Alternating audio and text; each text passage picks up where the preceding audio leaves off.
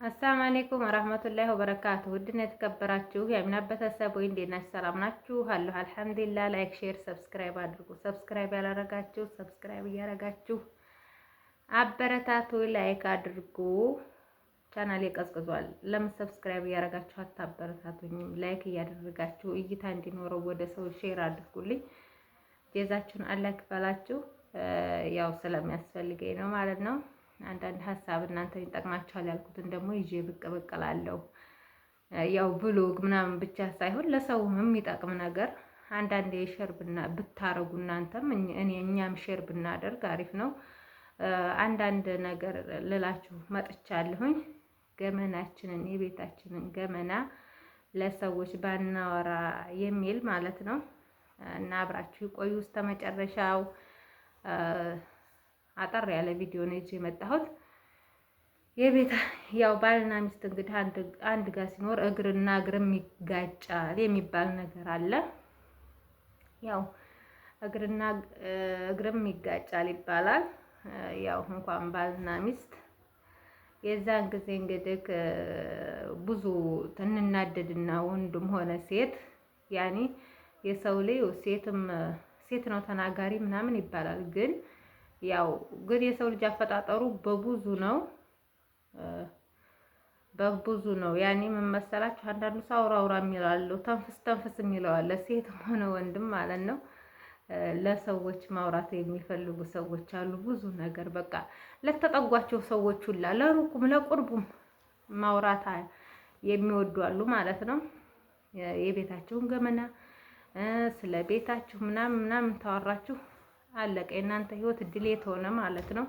ብዙ አመት የለፋችሁበት ብዙ አመት የገነባችሁት ድሌት ነው የሚሆነው። ባንዴ ቤታችሁ ንብረታችሁ እንዳለ ድሌት ነው የሚሆነው። ያ ሰውዬ ወይ ይቺ ሴትዮ ስለ ቤቷ ገመናት ለሰው አወራኝ ማለት ቤቷ ውስጥ ሰው ዶሎች ማለት ነው። እኔ ወይም እንደዚህ ነው እንዲህ ነው እያልኩ ባልኩ ቁጥር ቤቴ ውስጥ ሰው ዶልኩኝ። እሱም ደግሞ እንደዛ ነው ባለ ቁጥር ቤት ውስጥ ሰው ዶለ። የዛን ጊዜ እንግዲህ ሰዎች ቤታችሁ በመሀላችሁ ገብተው እንደፈለጉ ያሽከረክሯችኋል፣ ያመሰቃቅሏችኋል። የሚያበጅ የለም ማለት ነው። እንደፈለጉ አድርገው ምስቅልቅላችሁን ነው የሚያወጧችሁ። ብዙ ጫና አለው፣ ብዙ ጫና ይደርስባችኋል።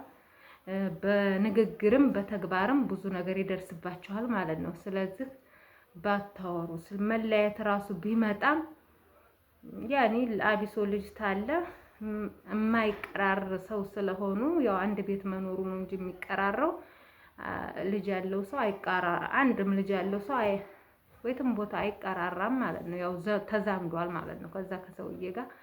ስለዚህ ስለ ቤታችን ገመና ባናወራ ዝም ብለን መቀጠልም ታልቻልን ያ ህይወት ታስጠላን ወያችን ሴት ታልፈለግናት ያን ሰውዬ ታልፈለግነው ከዛ ህይወት ውስጥ ብቻ ብንወጣ አሪፍ ነው። ለምን ባወራን ቁጥር ሰዎችን እየጎዳን፣ ወንድየውም ባወራ ቁጥር ሴትዮዋን እየጎዳ ነው። እንደገና ደግሞ እሷ ችግሯን ለሱ መናገር አትችልም። ለሱ መናገር ስለማትችል በጎን ያሉት ሰዎች የፈለጋቸውን ቤቷ መተው አንስተው የመሄድ የፈለጉትን ማድረግ ይችላሉ ማለት ነው። በዙሪያዋ ያሉት ሰዎች ማለት ነው። ስለዚህ እዚህ መሀል ማይር ይጎዳል። ልጆች ታሉ ልጆች ይጎዳሉ።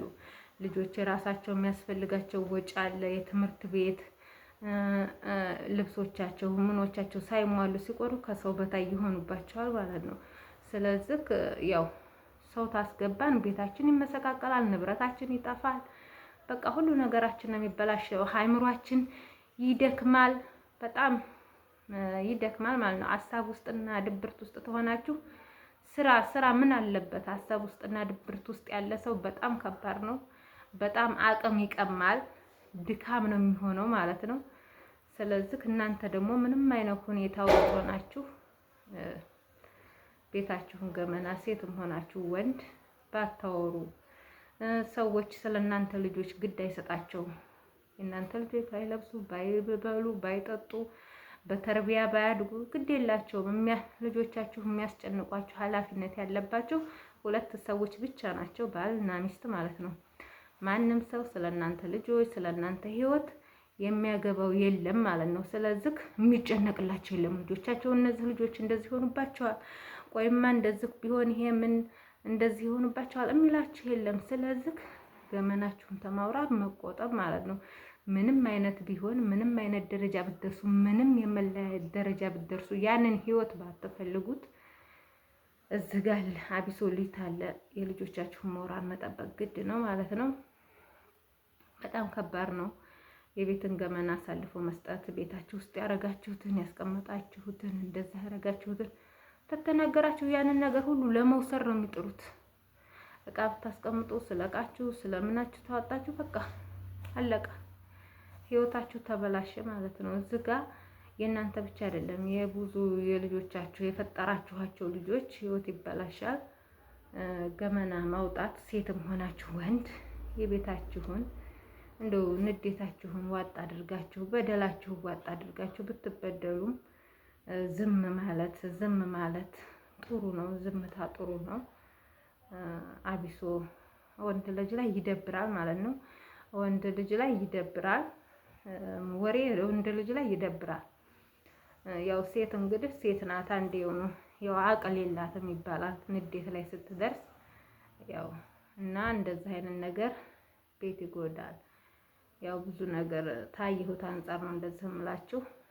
እንኳን አይደለም በሶሻል ሚዲያም እንዴት ነው ሲባል ብዙ ክፍተት ምናምን እኮ ይደርሳል። ያኔ ይሄ ራሱ ትምህርት ይሆናችኋል። ሀት አይደለምና በስልክ የሆነ ነገር ራሱ እዛ አረብ ሀገር ማለት ነው በስልክ ተባሎቻቸው ጋር ተነጋግረው ሲጣሉ እንዳላት እኮ እንዳላት ሰው ለወሬ ነው የሚቸኩለው። ሀታ በስልክ ራሱ ስታወሩ ሰው ካለ በቃ እናንተ ከዛ የሚደወልላችሁ ነገር ጥሩ ባይሆን እናንተ ጥሩ እንደሆነ ራሱ ማስመሰል መቻል አለባችሁ ማለት ነው። ለምን ሁለተኛ ሶስተኛ ሰው በህይወታችሁ አያስፈልግም። ህይወታችሁን አንድ ሰው እንግዲህ ከ18 ዓመት በላይ ትልቅ ሰው ነው የሚባለው። የትልቅ ሰው ውስጥ ሆነ ድረስ ከ18 ዓመት በላይ የሆነ ሰው ትልቅ ሰው ነው ማለት ነው። ስለዚህ ያው ከ18 ዓመት በላይ መቼም ባለትዳር የለም። ያው ስለ ራሳችሁ ስለ ህይወታችሁ ስለምታውቁ ራሳችሁን እያዳመጣችሁ የኔ ስህተት ምኑ ጋር ነው የሷ ስህተት ምኑ ጋር ነው እያላችሁ ራሳችሁን ብትመራመሩ ለሰዎች ማውራት ትርፍ ምንም የለውም፣ መፍትሄ የለውም። እኛ ግን የቀለለን ይመስለናል። ብዙ ጊዜ ሴቶች አቢሶ እኛ ስናወራ የቀለለን ይመስለናል። ይህንን ነገር ባወራን ቁጥር በተነፈሰን ቁጥር የሆነ የቀለለን ግን መፍትሄ የለም፣ ወሬ እንጂ መፍትሄ የለውም ማለት ነው። ያው ይሄንን ልላችሁ ነው የከጀልኩት። ያው ተማየው ምናምን አንፃር ነው እንጂ ወይ መጽሐፍ አንብቤ ምናምን ስለ ትዳር ልመክራችሁ አይደለም። ላይክ፣ ሼር፣ ሰብስክራይብ አድርጉኝ። ላይክ እያደረጋችሁ አበረታቱኝ።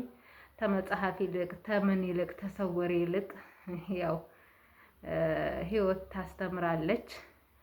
ለዛ ነው። አሰላሙ አለይኩም ወራህመቱላሂ ወበረካቱ።